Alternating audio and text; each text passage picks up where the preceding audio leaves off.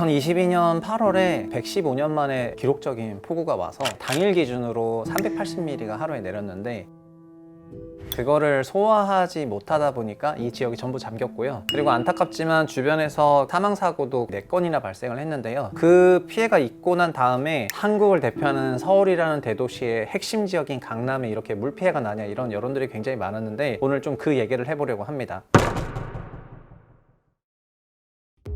먼저 강남에 침수 피해가 많은 것부터 얘기를 할 건데요. 부동산적으로 입지가 좋은 자리를 설명할 때 가장 대표적으로 설명하는 방법 중에 하나가 뭐냐면, 물이 모이는 자리를 굉장히 입지가 좋은 자리로 표현을 해요. 물이 모인다는 거는 지대가 좀 낮다는 건데, 지대가 낮으면은 사람들이 편안하게 거기에 모일 수가 있거든요. 그런데 서울시를 기준으로 보면은 서울은 강북권이 지대가 조금 높고 강남권은 전반적으로 지대가 낮았는데, 이 강남도 이런 대치는 한티라 그래가지고 거기는 지대가 조금 높은 편인데, 강남역 구간은 정말 지대가 낮다 보니까 요 안에서도 여기로 이제 물이 많이 모이게 되고, 도시 레벨로 보면 입지가 가장 좋은 저지대를 근대화 말미에 개발할 수 있었다는 게 강남권에게 좀 축복이었던 것 같고, 그렇게 이제 도시 설계가 시작이 되었습니다. 근데 여기서 어떤 문제가 있냐면은, 최초에 이런 설계를 할 때 비나 눈이 오는 거를 예상을 해가지고, 그리고 또 지진이 얼마나 오는지를 예상을 해서 뭐 내진 설계나 이런 홍수 우수와 관련된 여러 가지 설계들을 하거든요. 고층 건물 같은 경우에는 뭐 바람이 너무 셀 것 같으면 이렇게 풍동 설계를 하고 이렇게 다 설계를 하는데, 그 설계를 할 때 전반적으로 사용하는 환경 값들이라는 게 있어요. 여기는 100년 동안 안에 비가 하루 최대 300mm가 왔었다. 그러면 그 300mm를 커버할 수 있는 캐파를 딱 효율적으로 배치하려는 게 설계의 기본이 되거든요. 기본적으로 그런 걸 하게 되는데, 70년대 80년대부터 이렇게 쭉 설치해 놨던 기준율대로 했었던 게, 현재 강남은 시간당으로 약 80mm 정도 되는 비를 소화할 수 있는 토출량을 가지고 있는 그런 상황이었는데요. 물이란 게 높은 데서 아래로 내려가기 때문에 도심에 있는 물은 자연스럽게 뭐 양재천이라든가 이런 쪽으로 빠져나가게 되는데, 그런 쪽에 뭐 성토가 일어나고 그래서 빠져나가지 못하고, 이러다 보니까는 처리 용량에 점점 문제가 생기는 와중에 있었는데, 2010년에 우면산 산사태 사고가 있었던 엄청난 사건이 하나가 있었는데, 비가 하루 기준으로 300mm 이상 와버리게 되면서 산사태가 일어났고, 이게 강남권을 덮치게 되는 이벤트가 있었거든요. 이거 서울도 더 이상 비나 이런 거로부터 자유롭지 못하다, 이런 얘기가 나오기 시작을 해가지고 박원순 서울시장부터 토출량을 늘리기 위한 여러 가지 노력을 했는데, 이것도 여러 구를 다 하려고 했는데 뭐 정치적인 그런 문제 때문에 양천구만 처리를 하게 되고, 강남은 또 처리하지 못하게 되고, 이런 과정들이 있으면서 2010년대 이후부터 종전에 우리가 예상했던 것보다 더 높은 수준의 비가 오니까, 이거를 소화하려면 점진적으로 캐파를 늘려야 되는 과정에서 비용 문제와 정치적인 갈등이랑 이런 거로 처리하지 못한 상황에서 22년 8월에는 115년 만에 사상 최대의 비가 강남을 덮쳐버리게 된 거고요. 그 과정에서 어마어마한 피해가 나게 된 겁니다. 그 양재천으로 빠져나가는 물을 막지 못하니까 서울시에서는 지금 반포천이라고 해서 반포로 이렇게 빠져나가는 지류가 있는데, 그쪽으로 물을 보내려고 하는데, 그 물을 집수를 해가지고 반포천으로 보내는 배수구들이 당시 뉴스에도 굉장히 화제가 됐었는데, 뭐 낙엽이나 뭐 여러 가지 쓰레기나 조형물이나 이제 여러 가지 시설물들로 인해서 다 막혀 있다 보니까 거기로 물이 들어가지 못해서 이제 도로 자체가 잠겨버리게 된 거잖아요. 그러니까 원 캐파로는 한 100mm 이상 처리할 수 있게 됐었는데, 그 나머지 캐파를 반포천으로 보내는 그게 다 막혀버리게 되니까, 그리고 비가 오게 되면은 한강수도 올라가고 반포천수도 올라가게 되는데, 물 레벨이 올라가면 중력으로 인해 가지고 여기서 이쪽으로 갈 수가 없어서, 사실은 여기서 이제 펌핑을 해줘야지 돼요. 펌프를 돌려서 물을 좀 보내줘야 되는데, 물이 들어오는 그 입구가 막혀버리니까 그런 것도 잘 안 돼가지고 엄청난 피해가 양산됐던 게 2022년 사태였습니다. 일각에서는 이게 115년 만에 가장 큰 피해가 왔었던 거니까 2023년은 더 큰 피해가 오겠냐, 이렇게 생각하실 수도 있는데, 이게 115년 만에 왔잖아요. 2023년에 116년 만에 또 최대의 비가 올 수도 있어요. 왜냐하면은 이거는 지금 점진적으로 2010년대 후반부터 나타나는 전 글로벌화된 기후 위기의 연장선에 있기 때문입니다. 기후 위기가 이렇게 비랑 어떻게 연결이 되냐면요, 지구 온난화 과정이 일어나게 되면은 대기 표면이 뜨거워지게 되는데, 이렇게 뜨거워지게 되면은 분자 간의 운동이 굉장히 활발해지게 되고, 활발해지는 분자 사이로 수증기가 더 많이 들어갈 수 있게 되거든요. 그러다 보니까 자연스럽게 더 많은 수증기는 더 많은 구름, 더 많은 구름은 더 많은 비, 이게 지구 온난화 과정 동안에 계속 반복되니까 앞으로 이산화탄소 방출이 계속해서 많아진다면은 더더욱더 비가 계속해서 많이 내릴 수밖에 없는 그런 환경이라는 겁니다.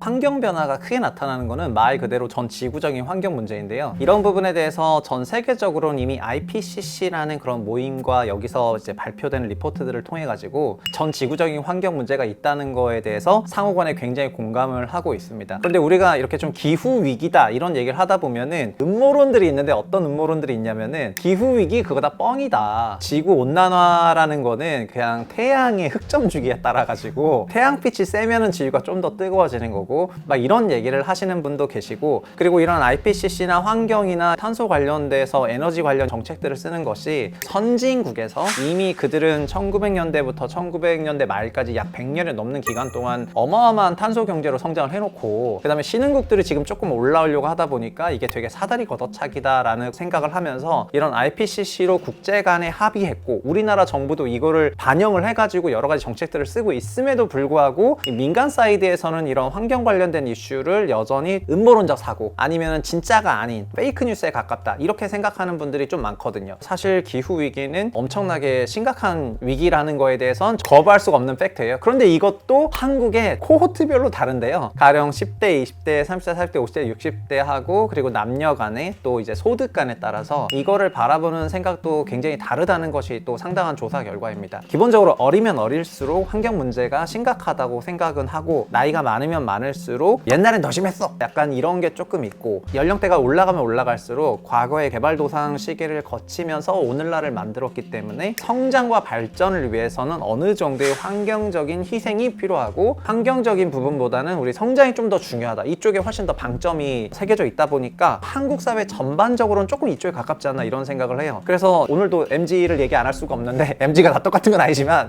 이런 젊은 분과 얘기를 하면 할수록 이들은 환경에 대해서 매우 좀 예민하게 생각하고, 그리고 환경을 바꾸기 위해서 상당히 어떤 직접적인 노력을 많이 하는데요. 그리고 제가 느꼈을 때 체감적으로도 어느 정도 제 연령대 이상이신 분들과 얘기했을 때, 그리고 그 이하의 분들과 얘기했을 때 상당한 간극을 느끼고 있는 게 사실입니다. 그럼 한국이란 나라는 경제적으로 어느 포지션이고, 우리나라는 그럼 전 세계적으로 봤을 때 환경 기후 위기에 굉장히 적극적으로 동참하는 나라인지 아니면 그렇지 않은 나라인지를 조금 따져봤을 때요, 한국 경제에 대해서 배울 때 많은 분들이 소규모 개방 경제다 이렇게 배우는데, 우리나라 경제 수준은 소규모가 아니고 이미 중규모이고, 몇 개의 산업들은 글로벌을 리드하는 굉장히 혁신 국가다 보니까 한국은 이미 선진국입니다. 그냥 지수만 선진국 지수에 편입되지 않은 뭐 이런 수준이지, G7이나 뭐 G20나 이런 데 다 들어가고 이미 어마어마한 선진국 지위에 놓여 있기 때문에 한국 사회도 어떻게 보면은 국제사회가 봤을 때는 굉장히 선진국 국가들에서 할 법한 여러 가지 환경적인 어젠다들을 적극적으로 다뤄야 되는데, 아직 한국 사회의 전반적인 마인드는 개발도상국 시절의 유산을 승계하다 보니까 개도국이 말하는 주장들 있잖아요. 선진국 너네가 탄소로 다 성장한 다음에 사다리 걸어차면 나는 못 올라가냐? 이런 거에 공감하면서 한국 사회 전체적으로는 국제적인 레벨로 봤을 때는 매우 이쪽 포지션에 돼 있는 이런 상황인 것 같아요. 그러니까는 몸은 다 컸는데 아직 정신은 조금 청소년기에 머무르고 있는 것 같습니다. 그러면 국제사회는 무슨 짓을 하고 있냐? 이게 덴마크 같은 데는 건조기를 돌리지 말자고 이렇게 주장을 하고 있고요. 슬로바키아 같은 데는 이게 진짜 쇼잉이 아니고 샤워를 2분만 하자 이렇게 얘기를 해요.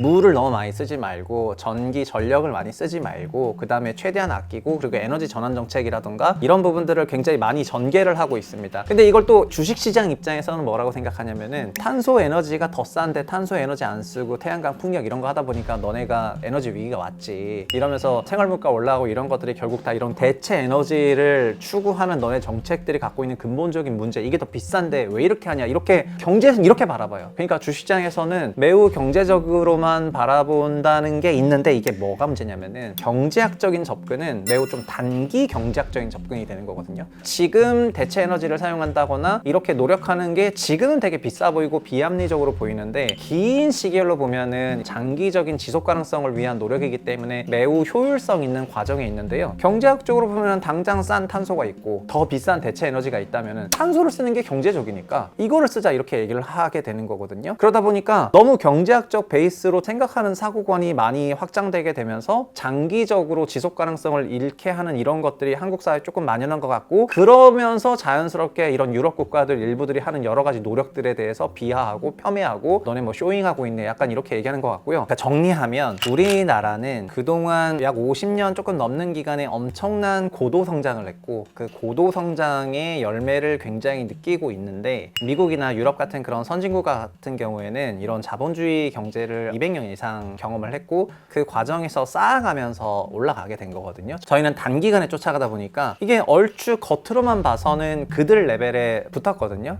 붙었지만 기반으로 봤을 때는 아직 쌓아가지 못했던 게 굉장히 많았던 것 같고, 그런 큰 주제 중에 하나가 이런 환경과 지속 가능성에 대한 주제인 거예요. 그러니까 그들은 그 위치까지 가고 나서 더 중요하게 생각하는 게 앞으로 이렇게 계속해서 좋게 살려면은 지속 가능성을 추구해야 된다는 거를 굉장히 어필을 하고, 국가적인 그런 의식도 그런 식으로 전개되니까 정책이 그렇게 나오고 있는 건데, 우리는 일단 거기까지 갔는데 엄청난 고도 성장 그리고 적당한 환경을 무시하면서 이렇게 올라갔잖아요. 올라가다 보니까 그 성과에 너무 이제 도취돼가지고 탄소라든가 이런 걸 다루는 게 되게 쿨병 걸린 것 같다 약간 얘기를 하면서, 개발도상국 시대에 유산을 계속 갖고 있다 보니까 환경적으로 뭔가 어떤 전환 정책을 쓰려고 하면은 뭐 충분히 뭐 성장성을 더 추구해야 되는데 왜 그런 환경 에너지 전환 정책을 쓰냐 이러면서 굉장히 비판하고 이런 것들이 있다 보니까 저희가 그러니까 몸만 다 큰 어린이와 같은 그런 국가적인 포지션에 있는 것 같습니다. 지금 우리나라의 문제는 이제 환경 관련 전문가들이 대중에게 노출이 적고, 그리고 이와 관련한 여러 가지 위기나 국제사회 움직임들이 전달되는 것들이 조금 약하다는 그런 생각들을 많이 하고 있습니다. 그런데 우리가 코로나 때 느꼈겠지만 뭐 정은경 박사님이나 아니면 파우치 같은 그런 분들이 코로나 위기 국면에서 전면에 나서가지고 전문성을 기반으로 굉장히 대중 친화적인 그런 말을 하면서 대중들의 불안감이라든가 아니면 해결책을 적극적으로 제시했던 걸 우리가 이제 경험을 하고 있는데, 사실은 환경도 이제 이렇게 생각하면 굉장히 불행하지만 전 지구적으로 만약에 환경 문제가 진짜 엄청나게 생겨서 지구 온도가 2도씨 이상 올라가게 되면 그때부터 비가역적으로 환경 문제가 발생을 하게 되거든요. 그렇게 비가역적으로 돌릴 수 없는 환경에서 환경 전문가를 등판시키지 말고 지금부터 우리나라